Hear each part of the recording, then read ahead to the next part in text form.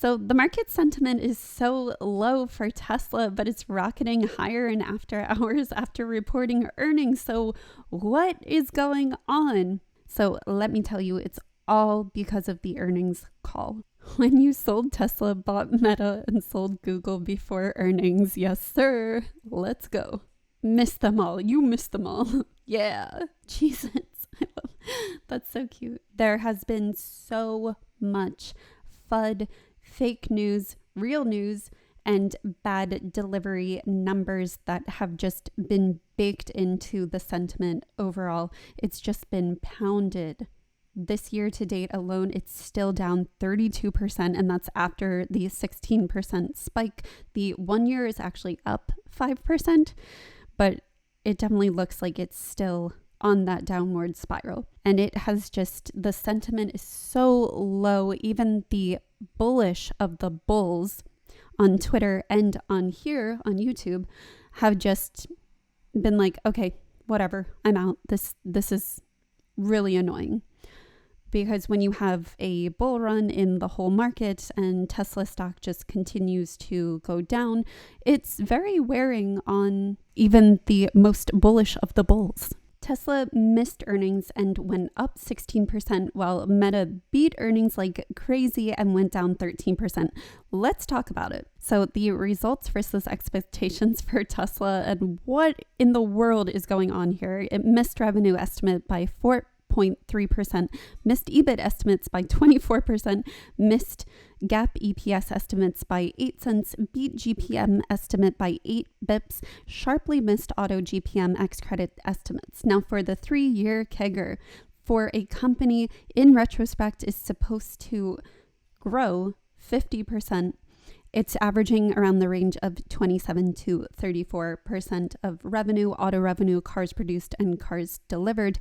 Now, we've seen a lot of impact with China, and that might have something to do with it. It may be a cyclical stock after all. And then we have margins for 3-year bips are all in the negatives. Not good. $26.9 billion in cash and $5.4 billion in debt. Diluted shares a little bit. So they do have some cash on hand and some runway that they will probably need for all of this turbulence. So it's basically all about the forecast and the story of what's going to happen to Tesla in the future. And Elon was basically a leader during the earnings call and definitely set the record straight that yes, they are implementing lower cost cars, which was another FUD piece by Reuters that was proven false by Elon himself. On August 8th, they are going to talk about their robo-taxis.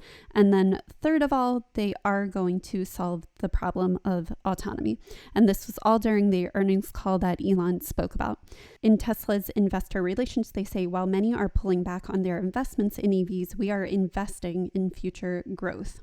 To maximize the impact of our products, we design and manufacture a fully integrated ecosystem. Tesla is basically going to be in every car, and it's going to be comparable to Uber and Airbnb. And Elon Musk, during the earnings call, said, if you don't believe that Tesla is going to solve autonomy, then you should not invest in the stock, because we will solve autonomy. So despite what Elon's calling these short-term headwinds in China, which he said Tesla suffered the least in terms of EV deliveries in China, which is true if you look at the data. And then Ron Barron, who's one of the OG Tesla investors, he invested in Tesla when it was a little small baby. He said it's going to go up huge. Now is the bottom. Now they have compute to figure everything out. Now you're on the verge of autonomous driving with your car. So let's hear what he has to say. You sold that stake. You did it because you were worried about the portfolio being too heavily invested in one particular stock. It's gone up 20 times, yes. Yeah, and it's gone up 20 times. It's around, I don't know, it's around $3.5–4 billion, something like that. But the reason that you gave in the past wasn't that you didn't believe in it. It was just too big of an investment. It was just too big of an investment. Yes. So I'm always watching. Just because you're managing other people's money. But I do think that we're going to get a lot more money to manage, so therefore it's going to get diluted down by the new money coming in. Always thinking about how large the position should be, yes. The earnings this week came out. It was a disappointment for the quarter.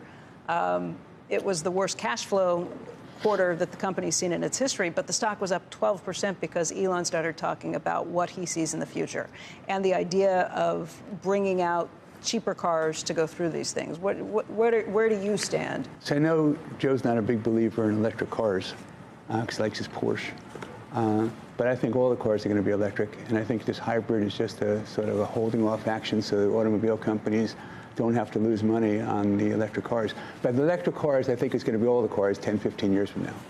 And I think hybrids, I know you love hybrids, that's not going to last either. They're too expensive and they're not effective enough, and they're not going to be part of the mix either. So it's going to be all electric.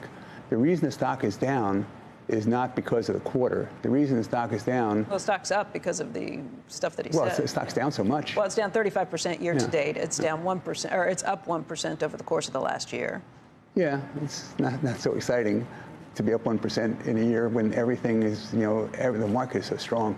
I don't worry about short term, but I do look around all the time and see everyone getting rich, and I'm not poor, but I haven't made a lot of progress in the last 3 years.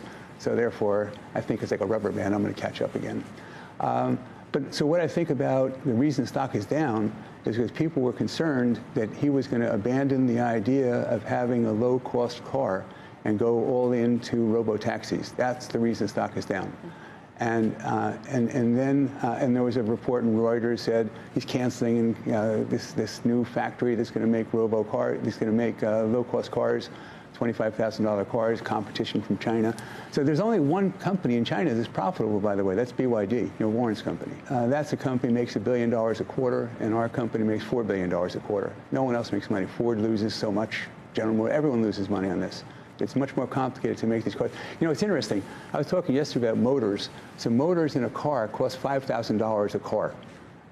That's what the normal, these 100-year-old companies, cost them $5,000. We can make a motor for $1,000. They don't look for new things to do, new ways to operating oriented toward making things cheaper. He can do things for $1,000 that other people cost $5,000. It's amazing.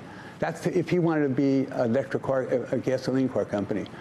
All I'm pointing out is that people get entrenched, and they do things without trying to make things better and cheaper and faster all the time. What's the reason it's going to go up, and when? Oh, it's going to go up huge. When? And now. I mean, now is the bottom. Okay. And so what they're doing is they're going into robo-taxis, and they're going to make the low-cost car. So they're making the low-cost car, except they have excess capacity right now. They have capacity to make 3 million cars a year. They're making 1.8 million. So there's 1.2 million cars they can make extra in an existing facility with no more capital. And they're not going to make the cars direct cost as cheaply as they did before. But overall, until they expect to do 5 million of these new cars. Can I ask you a robo-taxi question? Because that is, I think, the future of this company, yes. And a lot of the value is relying on that. Mm-hmm. The question is what you think the genuine timing of a robo-taxi that's reliant on cameras only, and this has always been the question about can you do it with just cameras relative to what Waymo and Cruise have done, and there's been even questions about that, using the radar and the LiDAR and the whole rig that lives on those vehicles. Well, we have a small investment in Cruise because I wanted to see what they're doing. And Waymo is, their cars are $200,000, $250,000. Because of all of the sensors and all of and they're trying to take cost out. And for us, it's software. And so basically, the advantage that we have right now at Tesla is that they've sold 6 million cars. And 3.5 or 4 million are collecting data. So the data is what's really valuable. They're doubling their amount of compute every 90 days. I don't disagree with you. The question is a timing question of how quickly you can actually put these things into the wild. Once they have those cars out there, you'll sell autonomous driving. And he said the other day that he's negotiating to sell autonomous driving for some other cars too. No one has the compute, no one has the data. That's the long-term thing. If Tesla's everywhere, just like if they're making cars, charging. If they're making cars, they make $7,000 in profit a car for a car they're selling for $35,000, minus the $7,500 credit. But what's your timing? But just give me the timing. That's the whole game. Now. Now? It's now. So let me know what you think about all of this. If you think Ron is right, if you think that the Tesla bears are right, if you think this is just a car company that Elon can't solve autonomy, if you think the PE ratio is huge, which I personally do think the PE ratio is huge, but I do think they have a very great future ahead. And I'm excited about 8/8 or August 8th when robo-taxi presentation will go on. So let's see more about what the future holds for Tesla.